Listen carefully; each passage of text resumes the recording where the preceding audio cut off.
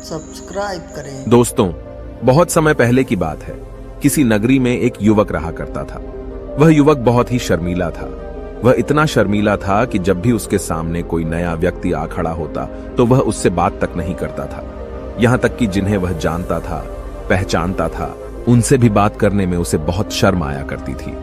वह उनसे भी ठीक से बात नहीं कर पाता था और अपनी इस समस्या के कारण वह खुद ही बहुत परेशान रहता था, क्योंकि वह अपने जीवन में कुछ कर ही नहीं पा रहा था। धीरे धीरे समय बीतता गया और समय बीतने के साथ साथ उस युवक की शर्म आने की आदत भी बढ़ती चली गई, जिस कारण वह अत्यधिक निराश रहने लगा, परेशान रहने लगा, चिंतित रहने लगा।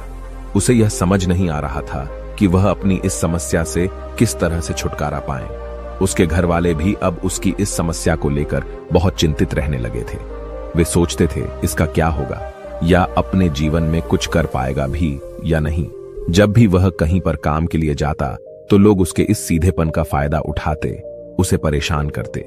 वह कुछ ज्यादा कह नहीं पाता था, जिस कारण उसे कोई कुछ भी कह देता और वहां से चला जाता।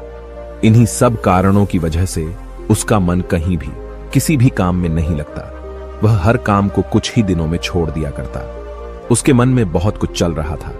उसके मन में विचारों के तूफान उठ रहे थे। वह सबसे बहुत कुछ कहना चाहता था, लेकिन अपनी इस आदत के कारण वह किसी से कुछ नहीं कह पा रहा था। वह अंदर ही अंदर घुटता जा रहा था। सारे विचार, सारी बातें उसके मन में ही दबी पड़ी थी, लेकिन कभी भी वह किसी से भी अपने मन की बात नहीं बताता था। जब छोटा सा बच्चा था तब उसे लोग बहुत पसंद करते थे। उसकी इस आदत को भी लोग सराहते थे, लेकिन इसी आदत की वजह से जब वह बड़ा हो गया, युवा हो गया, तो इसी आदत के कारण उसे अपना जीवन जीने में भी अत्यधिक परेशानियां उठानी पड़ रही थी। और वह युवक भी अपनी इस गलती के कारण बहुत परेशान रहता। अपनी इस एक आदत से छुटकारा पाना चाहता था। वह चाहता था कि वह लोगों से अपने मन की बात खुलकर कह पाए। वह जो कुछ करना चाहता है, जो कुछ कहना चाहता है, वह सबसे वह खुलकर कह सके, कर सके। लेकिन जब भी कोई दूसरा उसके सामने आता तो उसकी जुबान मानो खुलती ही नहीं। यहां तक कि वह अपने माता पिता के सामने भी ठीक से बात नहीं कर पाता था। केवल उसके कुछ मित्र थे जिनसे वह अपने मन की बात कर पाता था। जब भी वह किसी बात का जवाब देता तो लोग उसकी हंसी उड़ाते, उसका मजाक बनाते। लोग कहते कि आज तो तेरे मुंह में भी जबान आ गई है। यह समस्या दिन ब दिन बढ़ती चली जा रही थी और इस समस्या के कारण अब उसके पिता भी अत्यधिक चिंतित रहने लगे थे। वह चाहते थे कि उनका बेटा भी दूसरों के सामने अपने मन की बात रख सके, लेकिन एक दिन जब अपने उस बेटे को दूसरों के सामने शर्मिंदा होता हुआ देख रहे थे, तभी उन्हें बहुत क्रोध आया और वह अपने बेटे को खरी खोटी सुनाने लगे। उन्होंने उसे इतना डांट दिया कि वह युवा लड़का अत्यधिक क्रोधित हो गया और वहां से बिना कुछ कहे वह वहां से चला गया। शाम हो चुकी थी और अब तक उनका बेटा घर नहीं लौटा था। माता और पिता दोनों बड़े ही चिंतित थे। वे अपने बेटे को वापस घर पर देखना चाहते थे, लेकिन युवा लड़का तो भागते भागते पहाड़ की चोटी पर जा पहुंचा था। वह वहां से नीचे की ओर झांक रहा था और ईश्वर से कह रहा था, हे भगवान, आपने मुझे ऐसा क्यों बनाया? लोग मेरा मजाक उड़ाते हैं, लोग मेरी हंसी उड़ाते हैं। जब मैं इस दुनिया में अपने मन की बात रख ही नहीं सकता, मैं किसी से कुछ कह ही नहीं सकता, तो फिर मैं इस जीवन को जीकर क्या करूंगा? जब भी मैं किसी से कुछ कहने की कोशिश करता हूं तो लोग मेरा मजाक बनाते हैं, मेरी हंसी उड़ाते हैं। यहां तक कि वह मुझसे कुछ भी कहकर चले जाते हैं और मैं उनका जवाब नहीं दे पाता। ऐसा जीवन जीकर मुझे क्या मिलेगा? इसलिए मैं तेरे पास आ रहा हूं। इतना कहकर जैसे ही वह युवक कूदने की तैयारी कर रहा था कि तभी पीछे से आवाज सुनाई पड़ी, बेटा, जान देना तो बहुत आसान है, लेकिन इस जान को तुम वापस नहीं पा सकोगे। जैसे ही यह आवाज उसके कानों में पड़ी, वह पीछे मुड़कर देखने लगा। उसने जैसे ही पीछे मुड़कर देखा, उसने पाया कि एक बौद्ध भिक्षु उसके पीछे खड़े हैं। उन्हें देखकर वह डर सा गया और अपने कदम पीछे खींच लिए और चुपचाप वहां पर खड़ा हो गया। अपनी आदत के कारण वह उनसे कुछ कह नहीं पा रहा था। तभी बौद्ध भिक्षु उस युवक से कहते हैं, बेटा, क्या बात है? आखिर तुम यहां पर क्या कर रहे हो और तुम अपने इस जीवन को क्यों समाप्त करना चाहते हो? यह अनमोल जीवन बहुत कम लोगों को नसीब होता है और तुम्हें यह जीवन व्यर्थ लगता है। इस पर वह युवक कहता है, नहीं नहीं, कुछ नहीं, मैं तो बस यहां पर खड़ा होकर देख रहा था। तभी बौद्ध भिक्षु उस युवक से कहते हैं, बेटा, मैं जानता हूं कि तुम यहां पर क्या करने आए थे। तुम मुझसे कुछ नहीं छुपा सकते, लेकिन मैं चाहता हूं कि तुम अपनी समस्या मुझसे खुद बताओ, तभी मैं उसका समाधान तुम्हें बता पाऊंगा। यदि तुम चाहते हो कि कोई तुम्हारी मदद करे तो उसके लिए पहले तुम्हें ही आगे बढ़ना होगा। यदि तुम चाहते हो कि मैं तुम्हारी समस्या का समाधान करूं तो तुम्हें मुझे अपनी समस्या बतानी होगी, वरना मैं कुछ नहीं कर सकूंगा। उन बौद्ध भिक्षुओं की यह बात सुनकर वह युवक कहता है, नहीं नहीं, मैं ठीक हूं, मैं सच कह रहा हूं। उस युवक की यह बात सुनकर बौद्ध भिक्षु उस युवक से कहते हैं, ठीक है बेटा, यदि तुम नहीं चाहते कि मैं तुम्हारी मदद करूं तो कोई बात नहीं, मैं तुम्हारी बात पर विश्वास कर लेता हूं। लेकिन तुम्हें भी मेरी एक बात पर विश्वास करना चाहिए कि मैं तुम्हारी मदद के लिए ही यहां पर आया हूं। तुम चाहो तो तुम अपनी समस्या मुझे बता सकते हो और मैं तुम्हारी इस समस्या का समाधान भी अवश्य करूंगा। इसका जवाब देते हुए युवक उन बौद्ध भिक्षु से कहता है, नहीं नहीं, मैं ठीक हूं, आप जाइए। इस पर वह बौद्ध भिक्षु उस युवक से कहते हैं, ठीक है बेटा, यदि तुम चाहते हो कि मैं यहां से चला जाऊं तो मैं यहां से चला जाता हूं, लेकिन मेरी एक बात याद रखना, मेरे जाने के बाद मैं तुम्हारी कोई मदद नहीं कर पाऊंगा और हो सकता है कि तुम्हारी मदद के लिए कोई और आगे भी ना आए। इतना कहकर बौद्ध भिक्षु पीछे की ओर मुड़े और अपने मार्ग में आगे बढ़ने लगे। वो युवक वहीं पर खड़ा होकर यह सब देख रहा था। जैसे ही वह कुछ दूर पहुंचे तभी उस युवक ने जोर से आवाज लगाई, हे गुरुदेव, मेरी समस्या बहुत बड़ी है, क्या आप उसका समाधान कर सकेंगे? क्या आप मुझे उसका समाधान दे सकेंगे? यह सुनकर बौद्ध भिक्षु वहीं पर खड़े हो गए। पीछे मुड़कर उन्होंने उस युवक की बात का जवाब देते हुए कहा, बेटा, इस दुनिया में कोई भी ऐसी समस्या नहीं है जिसका कोई समाधान न हो। यदि तुम मुझे अपनी समस्या बताओगे तो मैं उसका समाधान अवश्य करूंगा। तभी वह युवक उन बौद्ध भिक्षु से अपनी समस्या बताते हुए कहता है, गुरुवर, मेरी एक बहुत बड़ी समस्या है कि मैं शर्मीला हूं, जिस कारण मैं किसी से कोई बात नहीं कर पाता। यहां तक कि मैं अपने मन की बात भी किसी को नहीं बता पाता। जब भी मैं किसी से बात करने की कोशिश करता हूं तो लोग मेरा मजाक उड़ाते हैं, मेरी हंसी उड़ाते हैं। जब भी मुझे कोई खरी खोटी सुनाता है, उल्टी सीधी बातें करता है, तो मैं उनका जवाब नहीं दे पाता। मैं लोगों की तरह चालाक बनना चाहता हूं, लोगों की तरह बातों का जवाब देना चाहता हूं, अपने मन की बात करना चाहता हूं। मैं इस दुनिया के साथ कदम से कदम मिलाकर आगे बढ़ना चाहता हूं। क्या इसका कोई समाधान है? उन भिक्षु ने उस युवक की सारी बातें ध्यानपूर्वक सुनी और फिर जवाब देते हुए कहते हैं, बेटा, जरूरत से ज्यादा शर्मीला होना, इसका अर्थ यह है कि तुम्हारे अंदर कोई डर है जिसे तुम पहचान नहीं पा रहे, जिस कारण उसका समाधान करने में भी असमर्थ हो। शर्म करना अलग बात है और डरना अलग। जब हमारे भीतर डर होता है तब हम कहीं भी, किसी से भी कोई भी बात नहीं कर सकते। हमें चारों तरफ केवल डर ही नजर आता है और हम हर जगह से डरते ही रहते हैं, लेकिन इसे शर्माना नहीं कहते। शर्म तो बस एक हद तक तुम्हें चुप रख सकता है। फिर वह बौद्ध भिक्षु उस युवक से कहते हैं, बेटा, तुम सबसे अधिक किससे शर्माते हो? युवक इसका जवाब देते हुए कहता है, गुरुवर, मुझे अपने पिता से बात करने में बहुत शर्म आती है, मैं उनके सामने कुछ बोल ही नहीं पाता। तभी वह बौद्ध भिक्षु उस युवक से कहते हैं, अच्छा, तो यह बताओ, जब तुम अपने पिता से बात कर रहे होते हो या फिर बात करने का प्रयास करते हो तो तुम्हारे मन में कैसे ख्याल आते हैं? युवक इसका जवाब देते हुए कहता है, गुरुवर, जब भी मैं अपने पिता से बात करने का प्रयास करता हूं तो मुझे ऐसा लगता है कि मानो मेरे पिता अभी मुझे डांट देंगे, मुझ पर क्रोध करेंगे, मुझसे या नाराज हो जाएंगे, और कहीं ना कहीं मुझे यह भी लगता है कि मैं कुछ गलत बात ही करूंगा। यहां तक कि मेरे मन में ऐसे भी ख्याल आते हैं कि शायद मेरे पिता मुझसे प्यार ही नहीं करते। परंतु गुरुवर, आप कहते हैं कि शर्म अलग है और डरना अलग बात है, तो क्या कोई ऐसा उपाय है जिससे मुझे डर ही ना हो? क्या कोई ऐसा रास्ता है जिससे मेरे अंदर का यह डर पूरी तरह से समाप्त हो जाए? कृपा करके मुझे इस समस्या का समाधान बताइए। मुझे अपने इस डर से बाहर निकलना है। मुझे लोगों की तरह अपने इस जीवन को खुलकर जीना है। उस युवक की ये सारी बातें सुनकर बौद्ध भिक्षु उस युवक से कहते हैं, जाओ और अपने पिता से कहो कि मुझे कुछ काम करना है और उसके लिए मुझे आपसे कुछ धन चाहिए। यदि तुम उनसे धन मांगने में कामयाब हो गए तो मैं तुम्हें तुम्हारी समस्या का समाधान अवश्य बताऊंगा। वह युवक काफी घबरा गया। उसने उन गुरुवर से कहा, हे गुरुवर, मुझे यह कार्य न दीजिए, मैं उनसे कुछ नहीं कह पाता। उनके सामने तो मेरी बोलती तक बंद हो जाती है, मैं उनसे धन भला कैसे मांगूंगा?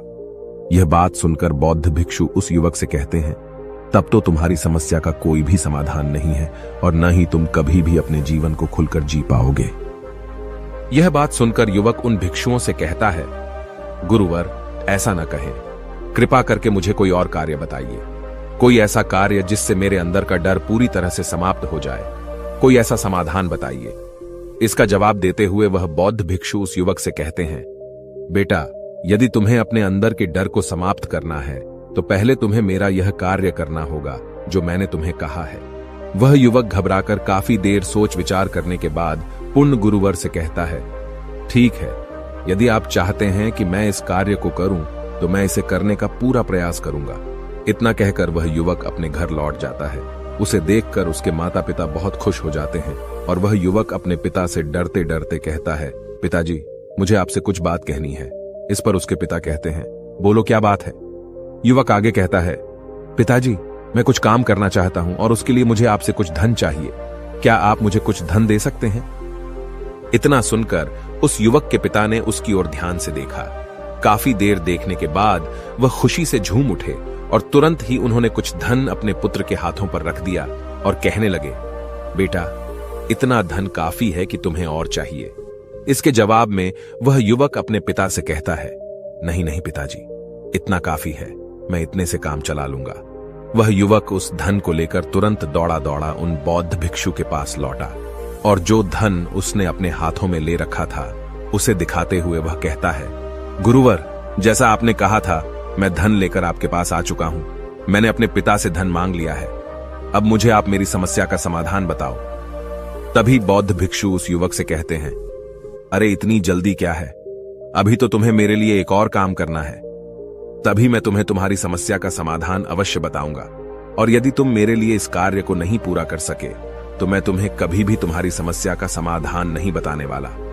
तभी वह युवक उन बौद्ध भिक्षुओं से कहता है, हे गुरुवर, अभी तो मैंने आपके लिए एक काम किया है, अभी आप मुझे एक और काम करने के लिए कह रहे। तभी बौद्ध भिक्षु उस युवक से कहते हैं, हां, तुम्हें मेरे लिए एक और काम करना ही होगा।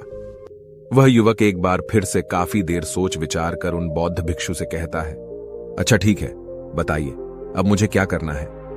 इसके जवाब में बौद्ध भिक्षु उस युवक से कहते हैं, जाओ और यह धन जो तुमने अपने पिता से मांग कर लाया है, इस धन को वापस अपने पिता को लौटा दो और साथ साथ यह भी कहना कि पिताजी, मैं अभी काम नहीं करना चाहता, लेकिन जब समय आएगा तो मैं आपसे यह धन वापस ले लूंगा और उससे अपना काम पूरा करूंगा। यह बात सुनकर युवक एक बार फिर से ऊपर से नीचे तक पूरी तरह से कांप गया और कहने लगा, गुरुवर, आप मुझे कोई और काम सौंप दीजिए, मैं उसे जरूर करूंगा, लेकिन अब यदि मैं धन लेकर उनके पास वापस गया तो वह क्या सोचेंगे मेरे बारे में? मैं तो शर्मिंदा हो जाऊंगा उनके सामने, इसलिए गुरुवर कृपया करके मुझे कोई और काम दे दे। तभी बौद्ध भिक्षु उस युवक से कहते हैं, बेटा, जो काम मैंने तुम्हें सौंपा है, तुम्हें उसी कार्य को पूरा करना होगा, अन्यथा तुम्हारी समस्या का समाधान मैं तुम्हें नहीं बताने वाला। काफी देर सोच विचार करने के बाद वह उन बौद्ध भिक्षु से कहता है, ठीक है गुरुवर, मैं वापस जाता हूं और यह धन लौटाकर मैं अभी आता हूं। वह तुरंत दौड़ा दौड़ा अपने पिता के पास वापस लौटा। उसने अपने पिता से कहा, पिताजी, मैं यह धन अभी नहीं लेना चाहता, अभी यह धन आप मुझसे वापस ले लीजिए, जब मुझे कोई काम पड़ेगा तो मैं आपसे यह धन वापस ले लूंगा। उसके पिता ने उस युवक की तरफ घूर घूर कर काफी देर तक देखा और फिर मुस्कुराते हुए कहने लगे, बेटा, मैं समझता हूं कि किसी भी काम को शुरू करने से पहले हमें उसके बारे में जानकारी इकट्ठा करनी चाहिए। उसके बारे में समझना जरूरी है, कब, क्या, कैसे और कब तक करना है, इसके बारे में भी हमें जानकारी लेनी जरूरी है। कोई भी काम ऐसे ही नहीं शुरू किया जा सकता, उसमें हम सफल होंगे या फिर नहीं, इसका भी अनुमान हमें लगाना पड़ता है। और जब हम इन सभी के बारे में सही जानकारी प्राप्त कर लेते हैं, तभी हमें धन लगाना चाहिए। मुझे बहुत खुशी है कि तुमने यह सही निर्णय लिया है। जब तुम्हें यह समझ में आ जाए कि जो कार्य तुम करने जा रहे हो वह तुम्हारे लिए उचित है, तब तुम चाहो तो मैं तुम्हें यह धन वापस लौटा दूंगा। युवक अपने पिता से यह सारी बातें सुनकर मन ही मन बहुत प्रसन्न था। उसने यह तो उम्मीद तक नहीं की थी कि उसके पिता हंसकर उसे इस तरह से सारी बातें समझाएंगे। वह मन ही मन यह सोच ही रहा था कि तभी उसके पिताजी उसके और करीब आए और अपनी उस युवा बेटे को गले से लगा लिया। जैसे ही उसके पिता ने उस युवक को गले से लगाया, उसको बहुत अच्छा महसूस हुआ। उसका आत्मविश्वास, उसका हौसला और बढ़ता गया।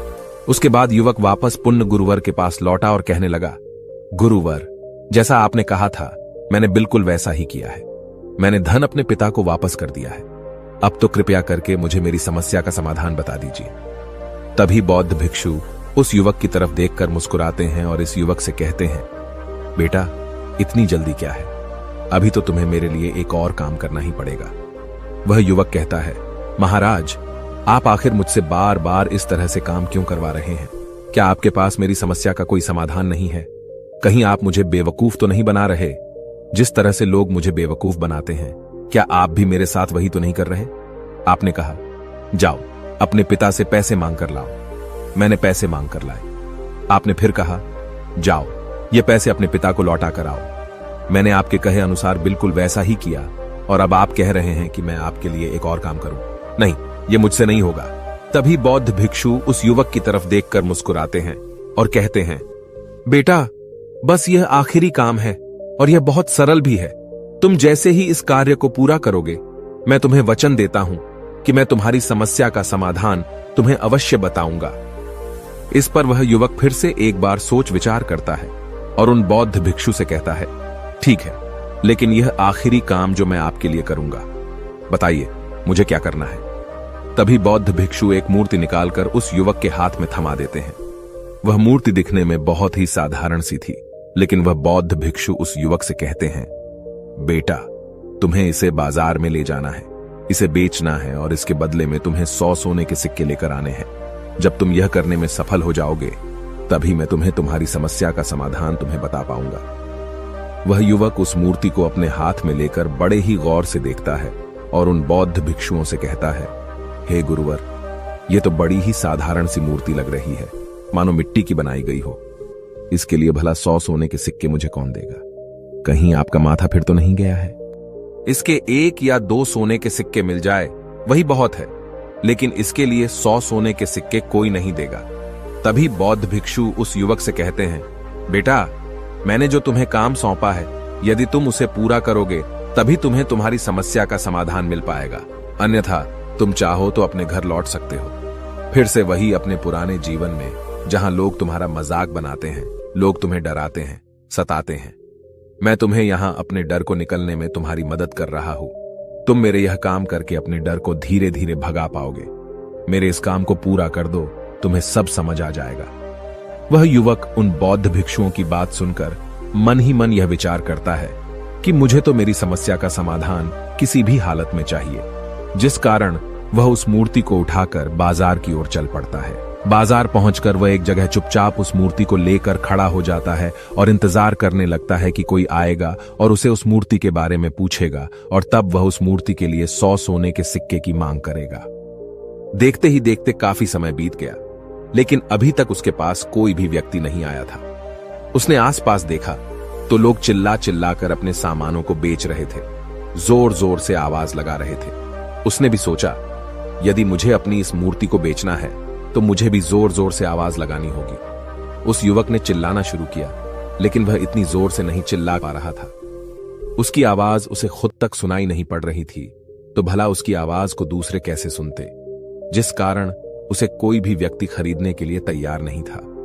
धीरे धीरे शाम का समय हो चुका था और उस व्यक्ति को यह डर था कि कहीं वह बौद्ध भिक्षु वहां से कहीं चला न जाए, अन्यथा उसे उसकी समस्या का समाधान कौन देगा।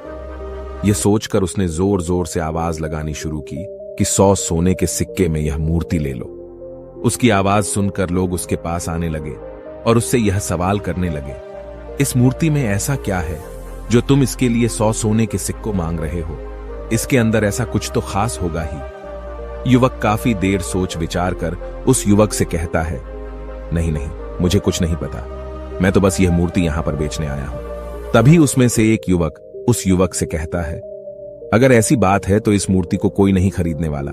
आखिर इस मूर्ति में ऐसा क्या खास है जिसके लिए तुम सोने के सिक्के की मांग कर रहे हो? यह तो तुम्हें बताना ही पड़ेगा।